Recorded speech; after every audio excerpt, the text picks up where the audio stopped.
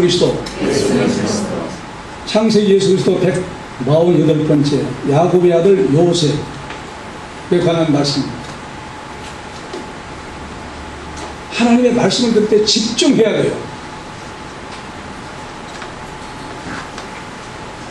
만인들이 그렇게 좋아한다는 거예요. 차 한잔 마실 그런 여성이랍니다. 여러분을 대할 때 하나님 말씀을 전하고 싶은, 그렇다고 하면 어떻게 해야 될까요? 반응이 좋아야 돼요. 아멘이 충만한 교회가 부흥될 줄로 믿습니다. 아멘. 아멘 충만한 사람이 은혜와 복을 받아요. 아멘.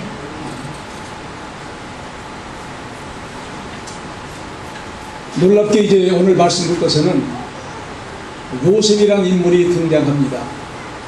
하나님께서는 아브라함을 우상의 문화 갈대아 우르에서 제1대 믿음의 조상으로 불러내신 것입니다. 인간의 시조 아담의 범죄로 말미암아 우리 인간에게는 죽음이 왔어요. 그래서 아이들은 어떤 아이를 할지라도 태어나면서부터서 이미 죽음은 확정되어 있는 것입니다.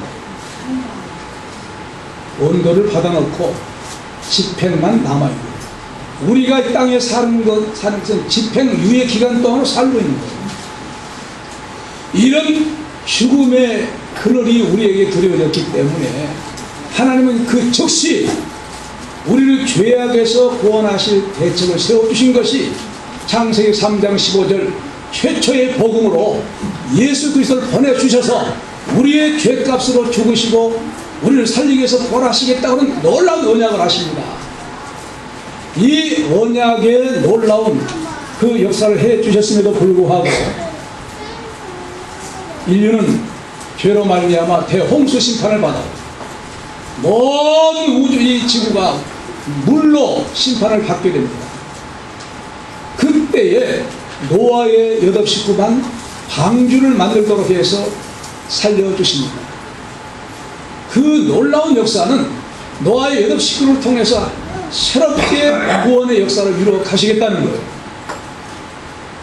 세 아들과 자부였으니까 6명, 노아 내외니까 8명이죠.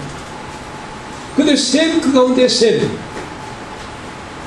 셈을 통해서 구원의 역사를 이루어 가시다가 노아의 증손 함의 손자 니므롯에 가서는 하나님께 항거하는 바벨탑을 쌓습니다. 그때부터서 언어가 갈라진 거예요. 언어를 하나님께서 혼잡게 해주신 거예요. 바벨탑 쌓지 못하고. 근데 바벨탑 쌓은 이후부터서 인간을 신격화해요. 여러분 죽으면 초상집에 가보세요. 전부 뭐가 되어버린 겁니까? 귀신이 됐다는 거예요. 신 왜 그래요? 신이 됐다는 거예요. 근데 지금은 놀랍게도 한수 덜 떠서 조금 예쁘거나 그러면 아무개 신 그래요. 정말로 아주 우상화, 예쁘면 그냥 신이, 살아있는 신이 되어버린 거예요. 이것이 바로 우상문화입니다. 그 우상문화 때문에 언어가 혼잡이 된 거예요. 알아듣는 못해요. 그래서 흩어진 거예요.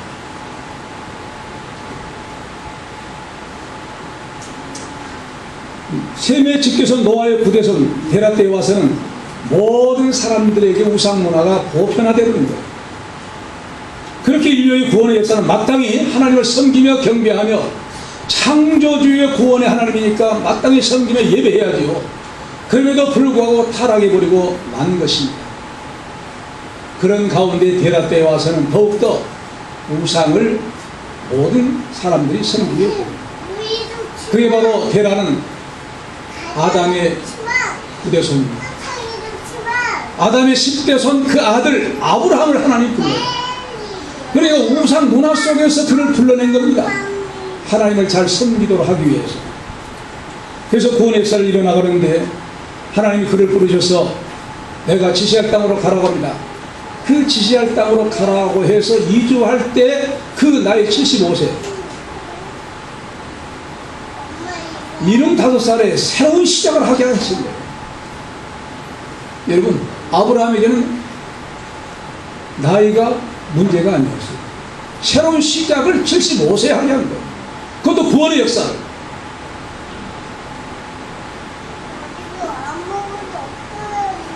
가나안 땅에 들어가게 되었는데 하나님께서 그 대를 이어가야 할, 분명히 말씀을 했음에도 불구하고 대를 이어가야 할 자손이 없는데, 하나님께서 안 주시면 부득이하게 내가 지금 사용하고 있는, 종으로 사용하고 있는 엘리에셀, 다메섹에서 데리고 온 엘리에셀을 내 기업을 이을 자로 삼아야 되겠구나. 그렇게 마음을 먹고 있었어요. 바로 그때에 하나님께서 다시 하나님이 부르십니다. 하나님께서 부르셔서 이상 중에 하신 말씀이, 그 사람은 너의 후사가 아니라 내 몸에서 날 자가 내 후사가 되리라고 하는 거예요. 나이가 점점 많아지는데, 그러면서 하나님께서 그를 이끌고 밖으로 와서 하늘을, 별을 보라온 거예요. 별이 많냐? 많습니다. 내 자손이 저와 같이 많을 것이다. 그 말씀을 믿은 거예요. 믿으니 이를 의로 여기셨다. 할렐루야. 네. 그러므로 우리가 의인이 된 것은 죄가 없어서 의인이라고 한 것 아니에요. 아브라함도 죄인이에요. 그럼에도 불구하고 하나님 부르셔서 내가 저 별을 보느냐, 내 자손이 이와 같다 하고 그 말씀을 하시니까 그를 믿은 거예요. 말씀을 믿으니 의로 여기셨다. 우리가 하나님 말씀을 믿은 사람은 의인인 줄로 믿습니다. 아브라함과 똑같은 하나님의 의인입니다. 죄인이 의인으로 바신 분이 바꿔진 거예요. 이것이 다른 사람들이 도무지 이해할 수가 없는 놀라운 사실입니다. 그리고서 그 많은 말씀을 받아들이니까 이제 횃불 언약을 주신 거예요. 그게 바로 창세기 15장 13절 14절. 여호와께서 아브라함에게 이르시되 너는 정령이 알라 내 자손이 땅에 이방에서 개기되어 그들을 섬기했고 그들은 400년 동안 내 자손을 괴롭게 하려니 그 섬기는 나를 내가 징치할지며 그 후에 내 자손이 큰 재물을 이끌고 나오리라.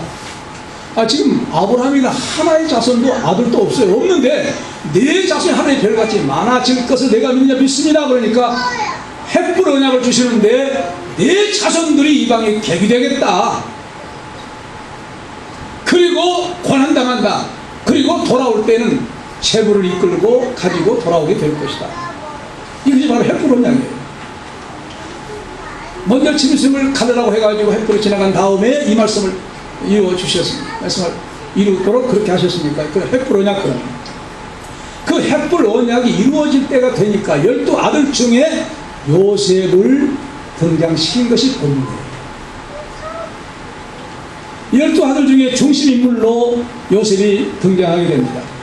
요셉을 통해서 어떻게 횃불 언약이 일어나가는가 하는 사실, 오늘 본문부터서 시작하고 있는 거예요. 가나안 땅에 우간 야곱이라고 말씀합니다. 1절 같이 한번 읽어봅시다. 시작. 야곱이 가나안 땅 곧 그 앞에 우가된 땅에 거하였으니, 이 원문을 제가 다시 번역하면 야곱이 가나안 땅 그의 아버지께서 거처하던 땅에 거주하였습니다.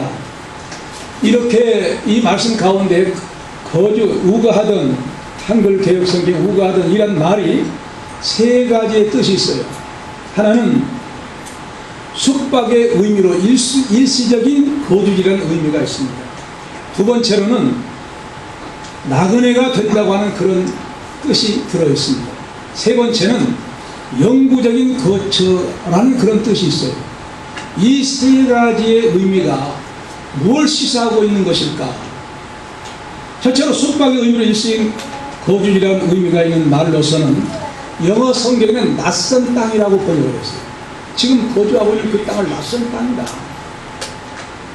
가나안 땅에 정착한 것은 제1대 믿음의 조상 아브라함 때 이주해서 온 겁니다. 그리고 아브라함은 100세가 되어서 누구를 낳습니까? 이삭을 낳았어요. 이삭을 낳고 이삭은 또 그 다음에 야곱을 낳습니다. 가나안 땅에서 이삭과 야곱이 태어납니다. 그러므로 가나안 땅은 아브라함은 제외하고라도 이삭과 야곱은 가나안 땅에서 출생했으니까 가나안 땅이 고향입니다. 우리가 출생한 것을 고향이라고 그래요. 낳고 자란 곳이 고향 아닙니까? 이삭과 야곱은 거기에서 가나안 땅에서 낳고 자라고 결혼하게 된 거예요. 물론 야곱은 하란에서 결혼했지만 이삭은 거기서 결혼했죠. 그래서 바로 그럼에도 불구하고 고향이 됐음에도 불구하고 아버지 이삭이 지금 아버지 이삭과 함께 야곱이 가는 곳이 일시적인 거주지라는 거예요. 고향인데도 그렇다고 하면 무슨 말일까? 바로 나그네가 된다는 겁니다. 이제 야곱의 아들 때에 가서는 나그네가 된다고 하는 그런 사실입니다. 그래서 헷볼 언약이 내 자손 이방의 계기 되어 그들을 섬기했고 그들은 400년 동안 내 자손을 괴롭게 하려니 하고 이 말씀이 이루어지기 시작한 게 된다는 거예요. 그래서 바로 지금 아브라함에게 하나의 아들도 없는데도 그 말씀을 하셨는데 야곱의 아들 요셉 때에 가서 이루어지기 시작한 거예요. 그 다음에 세 번째로 영구적인 거처라는 의미가 있어요. 무슨 말이겠냐? 이제 이 믿음의 성 아브라함에게 언약하신 헷볼 언약이 완전히 이루어질 때를 의미하는 거예요. 그건 바로 창세기 15장 14절에 그 섬기는 나를 내가 징치할지며 그 후에 내 자손이 큰 재물을 이끌고 나오리라. 그 때가 되어졌을 때에 다시 돌아오게 되는데 누구를 통해서 돌아오게 됩니까? 모세를 통해서 돌아오게 됩니다. 모세 80세에 그를 부르십니다. 모세를 통해서 애굽에 다시 가서 자기 백성들에게 모이게 해가지고 애굽 왕에게 말을 해서 말 안 들으니까 하나님께서 10가지 재앙을 통해 가지고 이스라엘 백성들을 출애굽하게 합니다. 그게 돌아옵니다. 돌아오게 되어서 여호수아를 통해서 점령하게 해요. 그래서 가나안 땅에 이제는 영구히 지금도 이스라엘 백성들이 그곳에서 살고 있는 것. 뭘 의미하느냐? 영구한 거주가 된다고 하는 사실이 이루어진 줄로 믿습니다. 하나님의 말씀이 이와 같이 한 말씀도 의미 없는 말씀이 없어요. 다 그대로 이루어진 거예요. 그런 의미에 거하고 거주하고 한 그런 의미로 이제 말씀이 이루어지고 있는 거예요. 그 다음에 야곱의 가족사를 얘기합니다. 2절 같이 읽겠습니다. 야곱의 약점이 이러하니라. 요셉이 17세의 소년으로서 그 형제와 함께 양을 칠 때에 그 아비의 첫 비라와 실바의 아들들로 더불어 함께 하였더니 그가 그들의 과실 아비에게 고하더라. 아멘. 이 원문에서 제가 다시 번역하면 이것은 야곱의 계보 혹은 가족사입니다. 요셉이 17세의 소년으로 그의 형제들 그의 아비의 아내들 비라의 아들들과 실바의 아들들과 함께 양을 치고 있었습니다. 그런데 요셉이 그들의 나쁜 소식, 잘못, 그 악을 아비에게 가져왔습니다. 그런 말입니다. 야곱의 약전이 이러하니라 한 말은 야곱의 계보라는 거예요. 야곱의 가족의 역사라는 겁니다. 또한 야곱의 가정의 족보라는 겁니다. 이제 그런 뜻이 있어요. 이제 이 원문에 가족, 역사, 출생, 계보, 후손들, 세대들 그런 의미가 있습니다. 한 가정의 족보를 말한 거예요. 이제 그런데 한 가정의 족보를 얘기하고 이 한 가정의 족보를 이루고 있는 이 가정이라는 단위에서 그 다음에 이제 이 가정이란 야곱의 가정에 관해서 25장부터서 50장까지가 야곱의 가정에 대한 얘기가 전개됩니다. 창세기 25장부터 50장인데 25장부터 50장까지 야곱에 관한 가족 얘기가 기록되어 있다고 하면 창세기 절반이 기록된 거예요. 대단한 말씀입니다. 그래서 창세기 25장 그 중에서 36장만 에서에 관한 기록이니까 그걸 제외하고 모두가 야곱의 가정의 내용이에요. 성경 전체가 어떤 얘기입니까? 후속의 얘기예요. 후속사예요. 그래서 좀 더 구체적으로 말하면 창세기를 통해서 창조와 인간의 타락과 인간을 구원하기 위한 구원의 역사로 세 가지를 구체적으로 기록하고 있습니다. 그래서 오늘 이 말씀부터서는 이제 구원의 역사, 그 구원의 역사를 어떻게 이루어가느냐, 요셉을 통해서 이루어가는 역사를 보여주는데 이제 처음에는 아담과 노아의 경우는 이야기와 족보가 둘 다 소개되어 있습니다. 그 다음에 창세기 12장부터는 아브라함과 이삭과 야곱이 등장합니다. 그래서 구속의 역사를 이루어가는 내용을 기록합니다. 이렇게 구속의 역사를 이루어가, 그래서 족보 얘기를 하는데 이것은 바로 육신적인 족보만을 얘기하기 위해서 한 것이 아닙니다. 그 육신들이 번성하면서 이어가면서 구원의 족보, 구원의 역사가, 구속사가 어떻게 이루어져 가는가 하는 사실을 보여주기 위한 귀한 말씀이 창세기 25장부터서 더욱더 50장까지 야곱의 가정을 통해서 구속사가 이루어지고 있다는 사실을 보여준 줄 믿으시기 바랍니다. 그러면서 이제 어디까지가 이 구속의 역사를 이루어가는 것일까요? 이 구속의 역사는 예수 그리스도께서 오시는 구속의 역사. 그래서 바로 마태복음 1장에 제일 뭐라고 합니까? 아브라함과 다윗의 자손 예수 그리스도를 족보라고. 세계라는 말은 세상세라는 말한 거예요.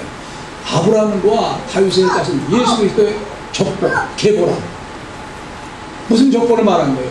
육신의 족보, 그 속에 담겨있는 신령한 족보, 구원의 흐름. 이 구원의 흐름을 우리가 받아서 우리가 구원받은 거예요. 이 구원의 흐름, 구원의 족보가 우리에게 개성된 거예요. 이 복입니다. 축복이에요. 우리가 신령한 족보에 들어가게 된 거예요.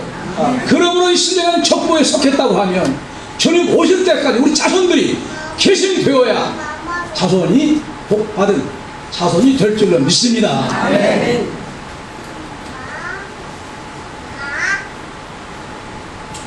그런 놀라운 구원의 그 예수 그리스도께서 오셔서 우리를 구속해 주시기까지 이 구원의 족보가 어떻게 이루어나가느냐? 요셉을 통해서 이제 시작되어지는, 더욱 구체화되어지는 것을 말합니다.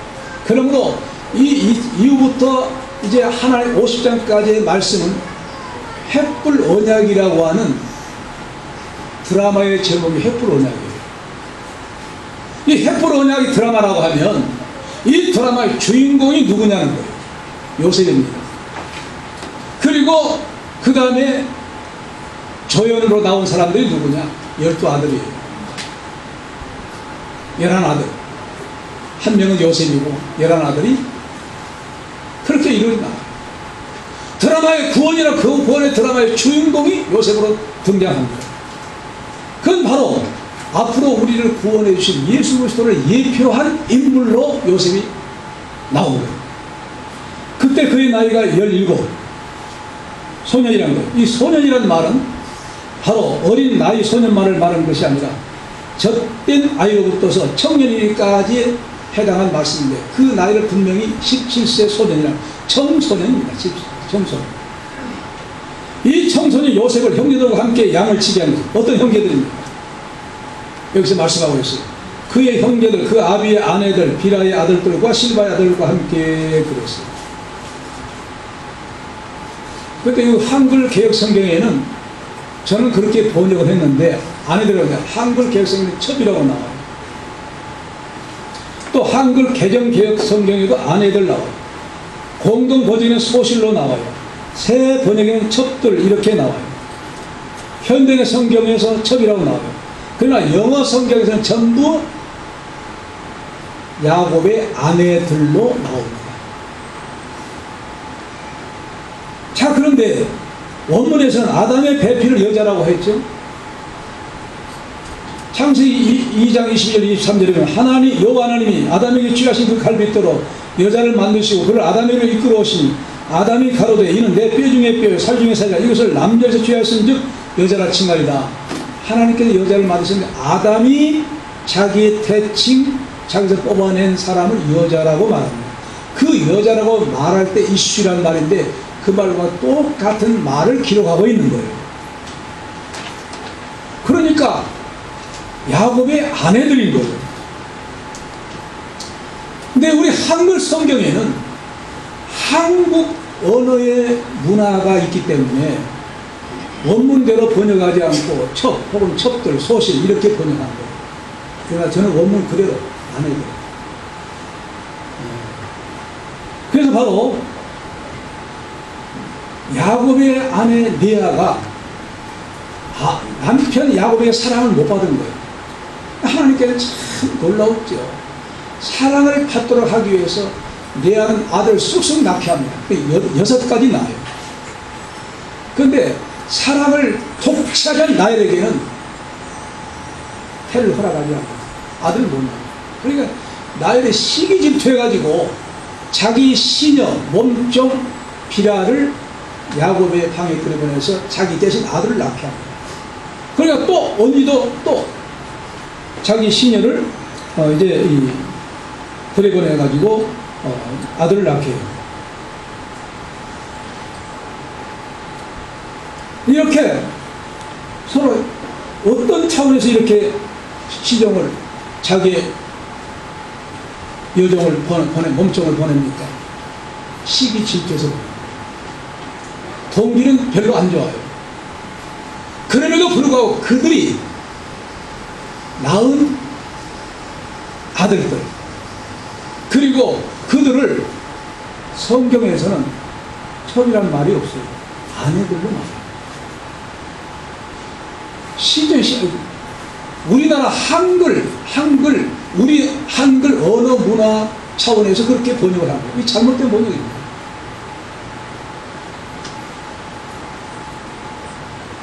비록 그들이 라헬이나 레아의 몸종이지만 남편에게는 몸종이 아닌 거예요. 아내로 줬으니까 아들 낳도록 했으니까 아내인 거예요. 그리고 그들이 낳은 자녀는 똑같이 아들인 거예요. 종이 아들이 아닌 거예요. 그러니까 종이 낳았으면 종입니다. 아들도 종이에요. 그런데 종이 아들이 아닌 거예요. 야곱이 아들인 거예요. 똑같은 아들인 거예요. 그래서 요셉은 자기 어머니가 라헬 정실 부인이에요. 이 요셉을 두 아내들의 몸종이들이 낳은 자녀들과 같이 붙여준 거예요. 너는 그 형들과 함께 양을 치라. 그렇게 이제 말한 거예요. 바로 그 아내들이 낳은 자녀들은 비라가 낳은 자녀는 단과 납달리예요. 실바가 낳은 아들은 갓과 아셀입니다. 그 형들 네 사람과 함께 붙여지면서 요셉 너는 그 형들하고 같이 양을 쳐 그런 거예요. 그리고 레아가 낳은 아들 루벤, 시므온, 레위, 유다, 이사갈, 스불론 이 6명인데 그들에게는 붙여주지 않는 거예요. 그들과 함께 양을 치게 했다는 거예요. 무슨 의미가 있을까요? 그동안에 레아와 라헬은 서로 언니 동생이면서 시기 질투 속에 산 거예요. 근데 그 자녀들이 레아의 6 자녀들이 볼 때도 아버지가 너무 자기를 낳은 어머니에 관한 레아에 관해서 번득만득했거든요. 라헬만 사랑했거든요. 그러니까 틀림없이 요셉이 그들 속에 묻혀서 양을 친다고 하면 다툼이 일어날 것이 아니됩니다. 그래서 그렇지 못하게 다툼이 일어나지 않도록 두 시녀들이 낳은 아들들에게 요셉을 붙여줍니다. 그 의미는 또 뭘 의미하느냐? 똑같이 비록 몸종이 아들을 낳았더라도 그들은 요셉 너와 똑같은 신분의 야곱의 아들들이다. 할렐루야. 네. 그 말합니다. 그걸 의미하는 거예요. 이미 그는 종들이 아니다. 종이 낳았다고 해서 종이 아니다. 이제는 아들이다. 야곱 똑같은 아들이다.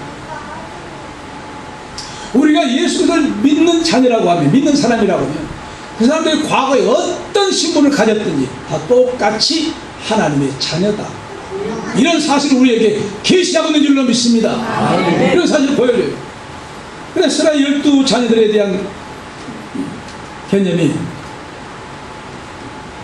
어머니에 따라서 신분이 다를 것이 아닌가 하는 그런 개념을 없애버린 거예요. 근데 보세요. 그런 사람들 앞에 그런 사람들 바로 자기 이제 두 아내의 몸종들이 나온 그 자녀, 그 형제간들, 그 형들에게 요셉을 붙여준 그랬는데 그들이 바로 함께 양을 치면서 그들이 못된 짓을 하는 거예요. 죄악을 짓는 거예요. 이걸 요셉이 본 거예요. 요셉이 보고 괴로웠습니다. 괴로워서 아버지에게 다 일러 바친 거예요. 그래서 제가 번역한 것은 이렇게 그가 그들의 과실을 아비에게 고하더라 한 말씀을 저는 그런데 요셉이 그들의 나쁜 잘못을 아비에게 가져왔습니다. 그런 말입니다. 그런데 이 원문에 보면 계속해서 나쁜 짓을 했다는 거예요. 그러니까 계속해서 아버지에게 일러 바쳤다는 거예요. 그러니까 이런 사실을 보면은 좀 부정적인 면에서는 요셉이 어떤 사람으로 볼 수가 있겠습니까? 고자질한 거예요. 형제간들의 잘못을 고자질하고. 그러나 긍정적인 면에서 본다고 하면 형들에게 바로 그의 나이가 어리지만 악한 형들이 저지르고 있는 악한 나쁜 짓을 용납하지 않는 거예요. 아, 이거 분명히 나쁜 짓인데 왜 형들이 이런 나쁜 짓을 하고 있어? 하고 단호히 거부한 거예요. 무엇이 잘못인지 무엇이 옳은 것인지 판단이 분명한 거예요. 그래서 바로 아버지에게 그런 말을 한 것은 아버지로 하여금 그 형들한테 말해서 나쁜 짓 하지 않도록 하기 위해서 말한 것입니다. 바로 우리는 이 요셉의 그 형들이 나쁜 짓을 한 것은 무엇 때문에 했을까? 이것이 바로 우리의 인간의 시조 아담과 하와가 선악과를 따먹은 결과입니다. 우리는 그대로 둬버리면 우리의 본성은 죄악으로 달려가게 되어 있어요. 우리가 예수 그리스도를 믿어도 하나님과 동행하지 아니하면 하나님을 의식하지 않으면 그렇게 되어버리고 말아요. 그런데 요셉은 그렇지 않아요. 왜 그럴까요? 하나님의 놀라운 의식 속에 삽니다. 하나님 나와 함께 계십니다. 할렐루야. 네. 하나님의 임재의식을 강하게 가진 거예요. 그러니까 잘못이 드러납니다. 우리가 인간의 좋을 대로 감정에 치우친 대로 살다 보면 죄악 짓기 마련입니다. 내 좋을 대로 산다? 감정대로 산다? 죄를 짓는 거예요. 그러나 이제 이 요셉은 모든 일을 냉철하게 이성적으로 판단하고 그 신앙이 밑받침된 것이에요. 그래서 악한 일 휩쓸리거나 타협하지 않는 것입니다. 요셉의 눈에는 죄악으로 보인 거예요. 그러나 그 형들의 눈에는 죄악으로 보이지 않았기 때문에 계속하는 거예요. 바로 요셉은 이와 같이 그런 일을 보고서 굉장히 마음이 괴로웠던 거예요. 마음이 괴로운 사실을 아버지에게 말한 것입니다. 이와 같이 왜 이와 같이 이런 놀라운 그 어렸을 때부터서 이렇게 바른 신앙 속에 살았고 그렇게 성장한 요셉이 나중에 성장해가지고 애굽에 가서 보디발의 집에서 보디발의 아내가 유혹할 때 담대히 물리칩니다. 그가 가정총무로 있을 때 얼마나 그 보디발의 아내가 날마다 유혹했다는 거예요. 창세기 39장 9절에 10절에 이 집에는 나보다 큰 이가 없으며 주인이 아무것도 내게 금하지 아니하시도 그만은 당신뿐이니 당신은 자기 아내입니다. 그런즉 내가 어찌 이 큰 악을 행하여 하나님께 득죄하리까? 여인이 날마다 요셉에게 청하였으나 요셉이 듣지 아니하여 동침하지 아니할 뿐더러 함께 있지도 아니하니라. 할렐루야. 네. 하나님을 의식한 것이 그때에서 갑자기 생긴 것이 아니에요. 청소년 때 벌써 그 신앙으로 자랍니다. 그 신앙으로 자란 근거가 무엇일까요? 아버지에게 여호와 신앙에 대한 말씀을 듣고 자란 거예요. 부모의 신앙이 계승된 겁니다. 그렇기 때문에 하나님을 의식하기 때문에 어릴 때부터서 하나님 여호와의 신앙으로 자랐기 때문에 그 마음이 올곧게 자란 거예요. 나쁜 일을 그냥 수용하지 않은 거예요. 물리친 거예요. 끊임없이 야곱은 그의 아버지로부터 신앙 교육을 받았다는 결과입니다. 뿐만 아니라 뭘 받습니까? 사랑을 많이 받아요. 자, 3절로 4절 같이 읽겠습니다. 읽읍시다.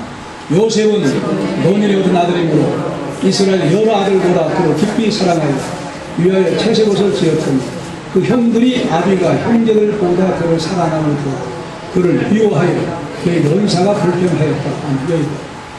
이 원문을 다시 번역하면 요셉은 그에게 노년에 얻은 아들이므로 이스라엘의 여러 아들보다 더 요셉을 사랑하여 그를 위하여 색동옷을 지었습니다. 그런데 그의 형들이 그들의 아비가 모든 형제들보다 그를 사랑함을 보고 그를 미워하여 그에게 한 말을 편안하게 할 수 없었습니다.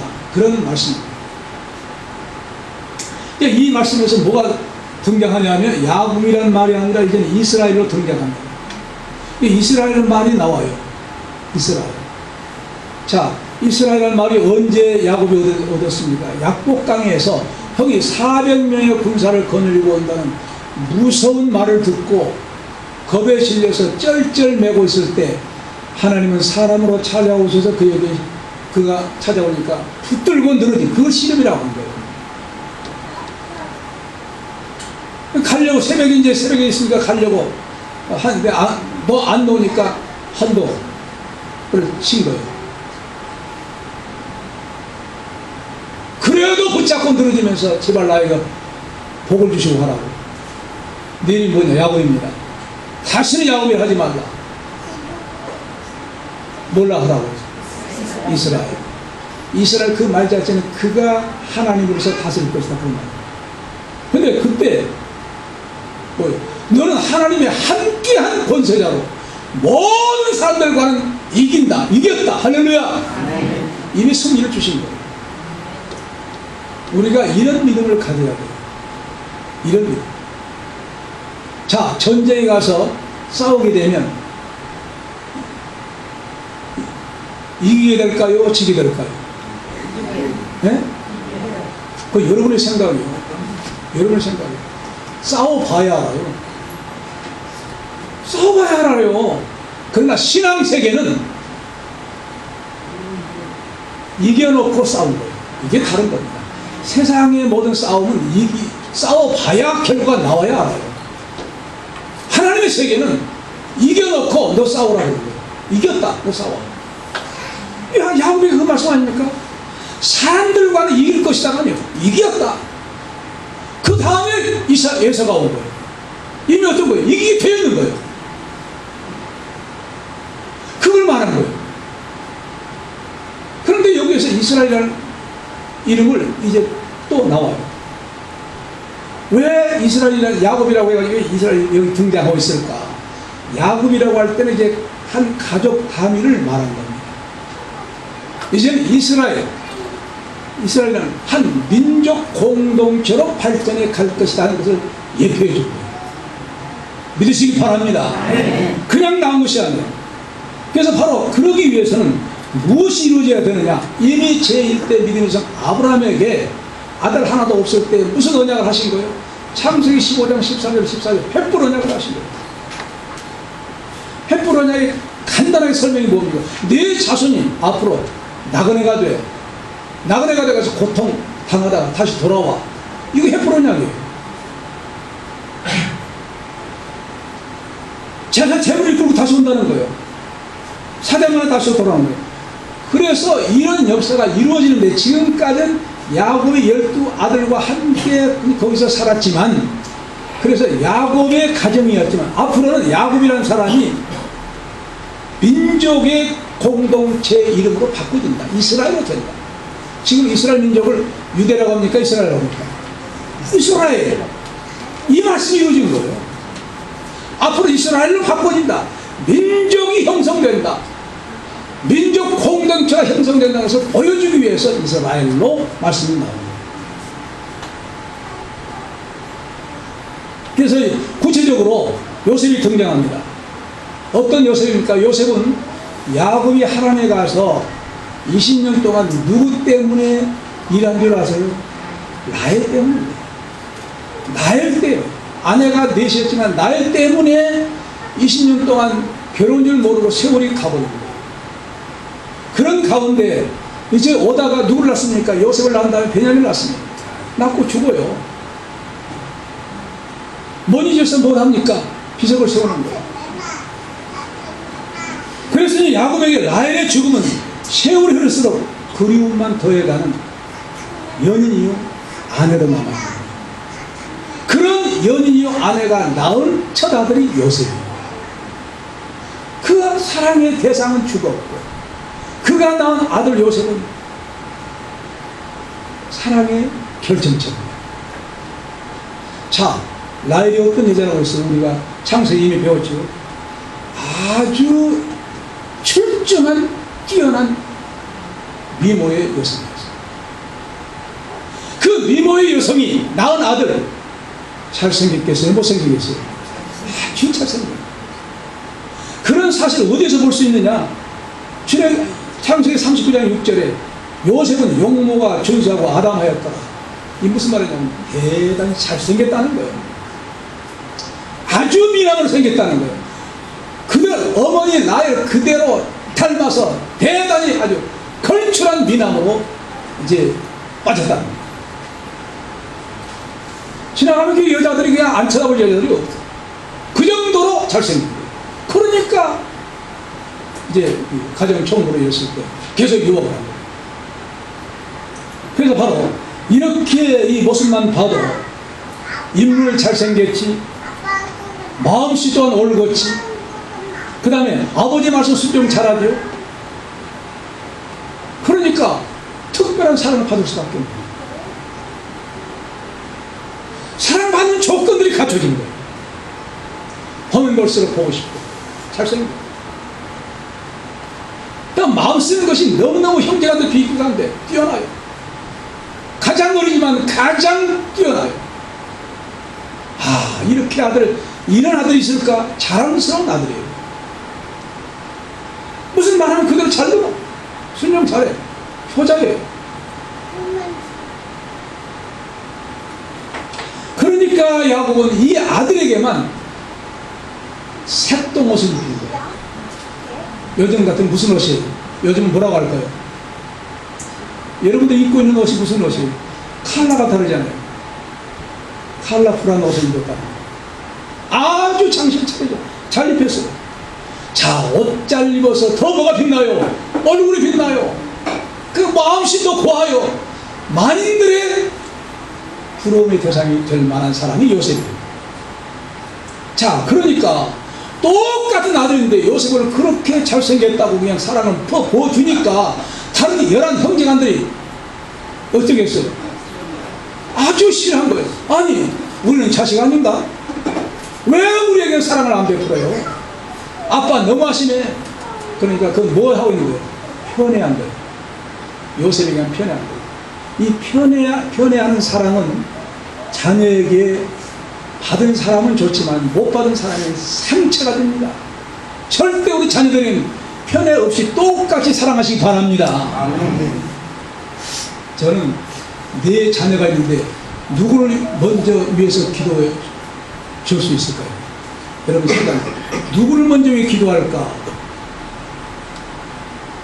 누구를 먼저 왜 기도할까요? 네 놈들, 여자 딸 둘, 아들 둘인데 누구를 먼저 왜 기도할까요? 네?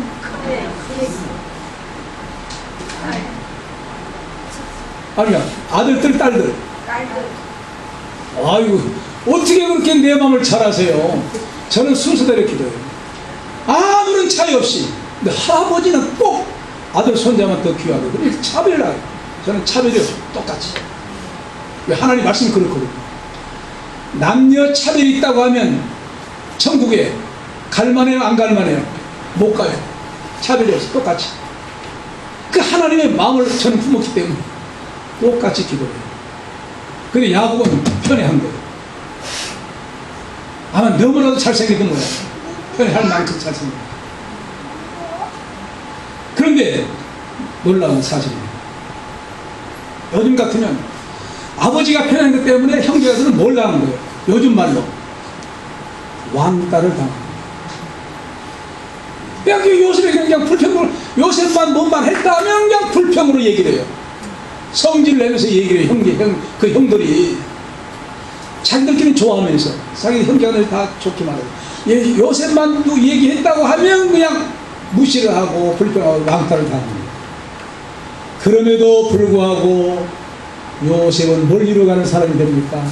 제1대 믿음의 조상 아브라함의 언약은 횃불 언약을 이루어가는 주동자가 됩니다. 주연급이 됩니다. 그 요셉의 아버지 야곱이 요셉에게 편애한 것 때문에, 그 편애 때문에, 그 사랑 때문에 형제간들한테는 뭘 받아요? 미움받아요. 잘 들어보세요. 아버지 야곱에게는 사랑받는 것 때문에 형제들은 뭘 받아요? 미움을 받아요. 그 미움받은 것 때문에 어떻게 됩니까? 애굽 장사꾼들에게 팔리게 돼요. 팔리게 된 것 때문에 요셉은 애굽에 가서 뭐가 됩니까? 총리가 됩니다. 총리가 된 것 때문에 그 형제간들은 어떻게 됩니까? 애굽으로 그 풍요한 아주 좋은 땅으로 이주하게 됩니다. 그게 몇 번째예요? 6번째. 이렇게 해서 아브라함에게 언약하신 횃불 언약이 요셉을 통해서 이루어지기 시작합니다. 믿으시기 바랍니다. 하나님의 말씀은 오늘 참 다시 한번 생각해 보세요. 요셉이 아버지에게 사랑을 받아요.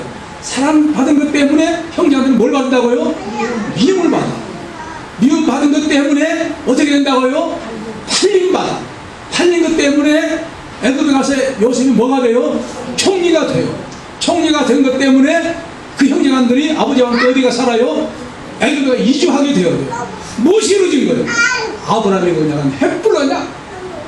네 자손이 나그네가 될 것이고 나그네가 되어서 고통당하다 재물을 이끌고 다시 돌아오리라. 할렐루야. 이 말씀이 이루어지는 주연급으로 요셉이 시험받아 그 말씀이 이루어지기 시작한 말씀이 여러분들에게 선포된 줄을 믿습니다. 아멘. 기도하십시오.